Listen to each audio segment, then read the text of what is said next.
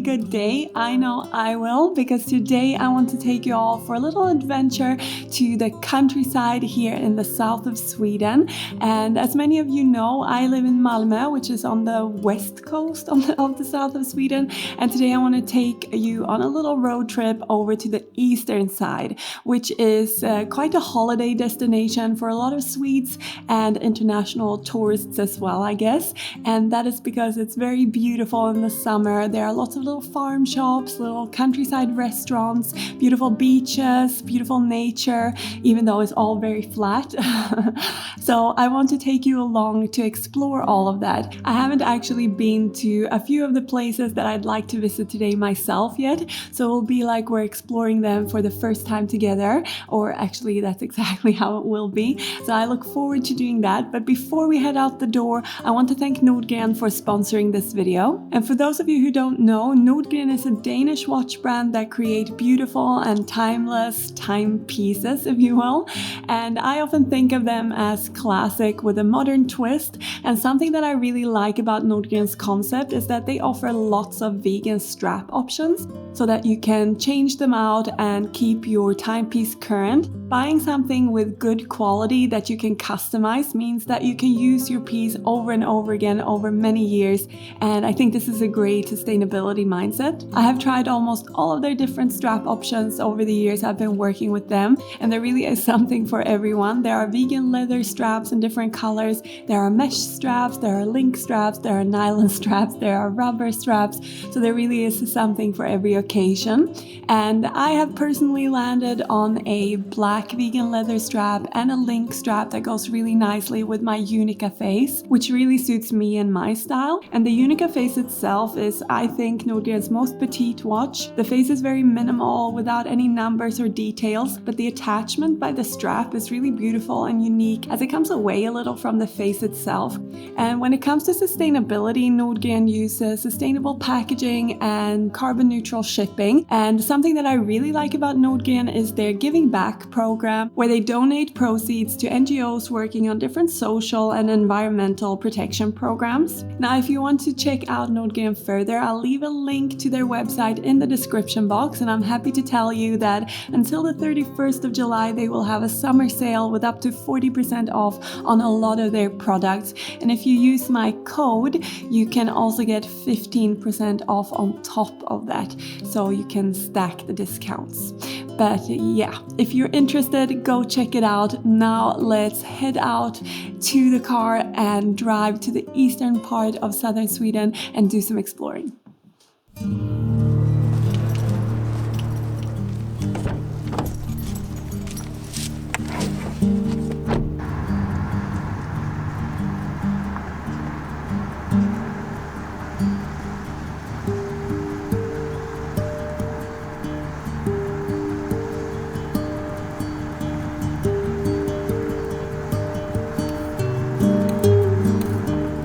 Our first stop of the day was about 50 minutes away from Malmö, a small farm just outside Ystad, a very southern city here in Sweden. And it was a spice farm where they also make their own spice mixes. And it smelled lovely in there, and it was really fun to see all the different creations and mixes that they had made for different purposes. They also had beautiful lavender fields that we really enjoyed walking around in.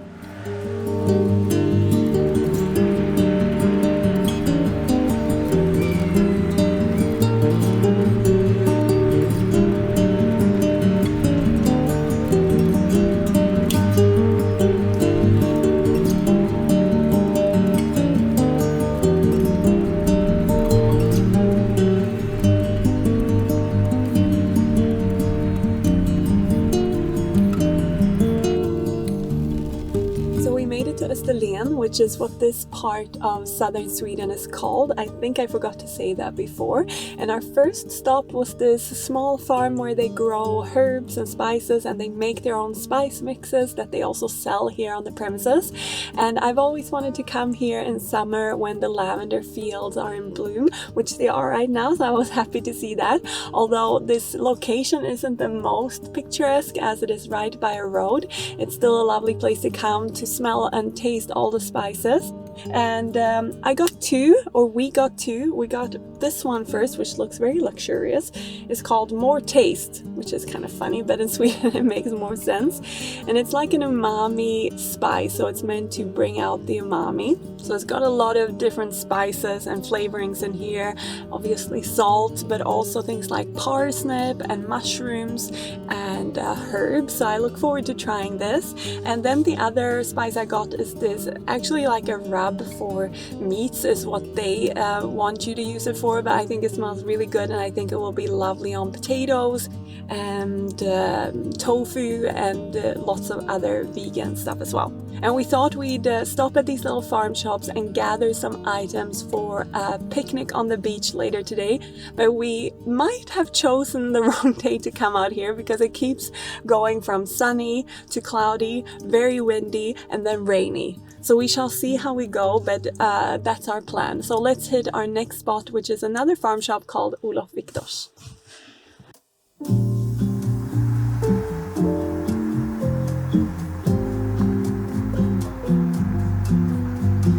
Olof Viktors is only about an 8-minute drive from the spice shop, and it's a much larger farm with both a shop, a bakery, a restaurant, and they have a lovely courtyard where you can sit and eat. And they even had 2 vegan options on the menu. I can't vouch for the food, but it sounded good to me, so I must come back and try it. We mainly just browsed the farm shop where they sell a lot of their own products. They make a lot of jams, granolas, breads, and they also carry local brands making other products to supplement their own range.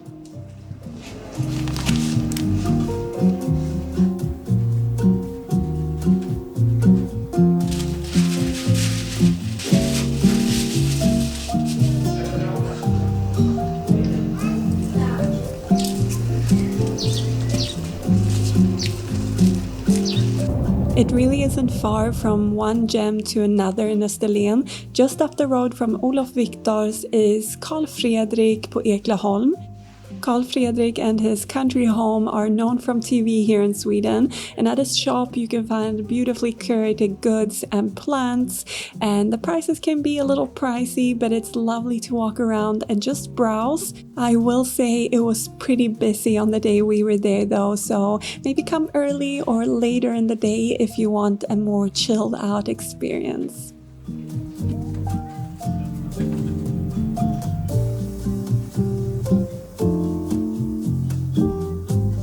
Next, we drove about 10 minutes through beautiful countryside to reach Örnahusen, which is a little village with lots of little shops and bakeries and eateries. They also have a local farm shop here where you can buy locally grown fresh produce that's in season and fresh right now. We had the most delicious cherries here. I definitely recommend a visit. A bonus tip is that Jordebord is in that same area and offer vegan, breakfast, brunch, lunch and fika, so I'll link that down below for you.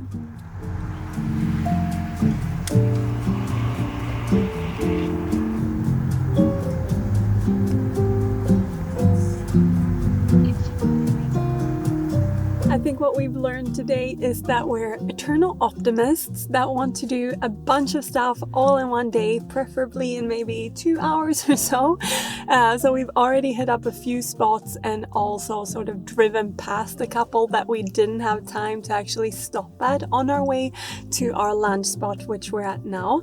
But something that I wanted to say about this part of Sweden in the summer is that there are so many spots you can stop at, little restaurants, little shops, and I think you could spend 2 weeks here and you could just not relax. You could just hop around to different destinations and enjoy.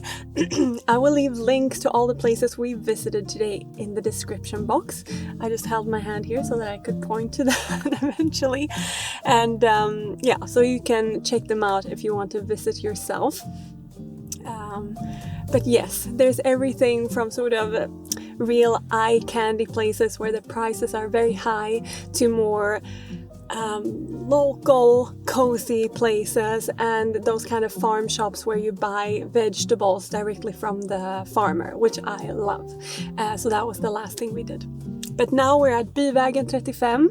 This is a great spot for vegetarians and vegans in Österlen, or in Sankt Olof, as this spot is at. They offer always vegan options. I think not in the summer, in the rest of the year, they have only vegan dishes for the weekdays, and then on the weekends they do pizza. They actually have a few locations dotted around this part of Skåne, so you could check them out too if you're interested, if you want to visit. But yeah, it's a great place to come if you're vegan. But now I think I must just stop talking and go get some lunch.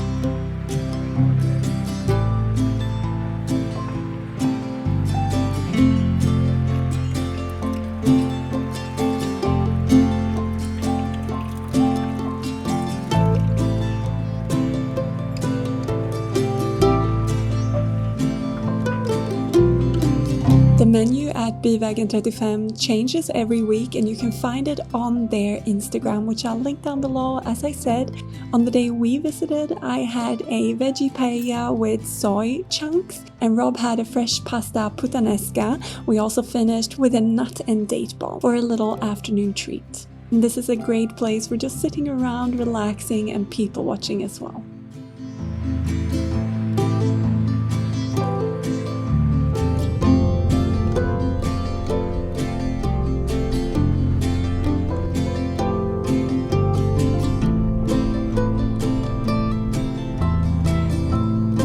As you can tell, this was a real foodie day trip, and as a little last stop at a local food producer, we had to hit up Kivikås, which is known for the apple orchards, and we visited Kivikås, who has their own farm shop where they sell juices pressed from their own apples grown in their local orchards, and we could choose from a whole lot of different apples as we bought some juices for our picnic.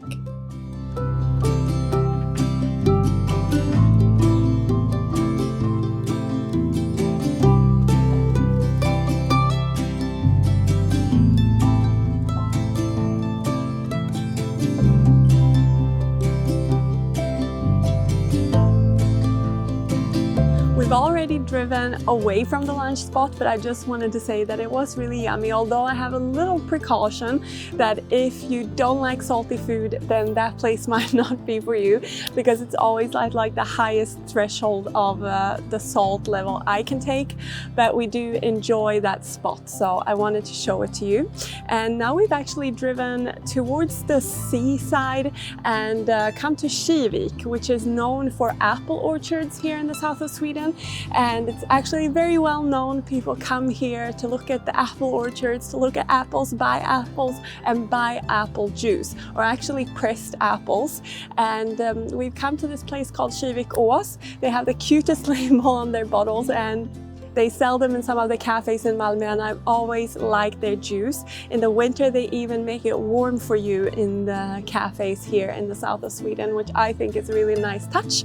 But now it's summer, so we are looking forward to drinking some cold ones. And I've actually gone inside and got one already. And here you can see the little label, and I thought I'd try it for you. So this is a juice that I've never tried before. The apple is called Belle de Boskop, maybe.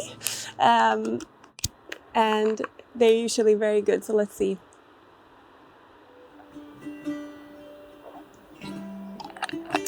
Yes, it is good. I can recommend this flavor. The guy in here said that his favorite flavor is the ones made from the apple called Vitemölla. They also sell about 10 or 12 different kind of juices from different apples in there. So there's lots to choose from, and it's a very cute shop, so I totally recommend it. Now we're going to pop into the car and drive to the seaside, show you one of the beaches that we think is super beautiful down here or out here. And we did say we would try and do a picnic there, but I think maybe the weather is a little too unreliable right now, so we might just have the picnic at home, but we want to show you the beach at least. So let's go.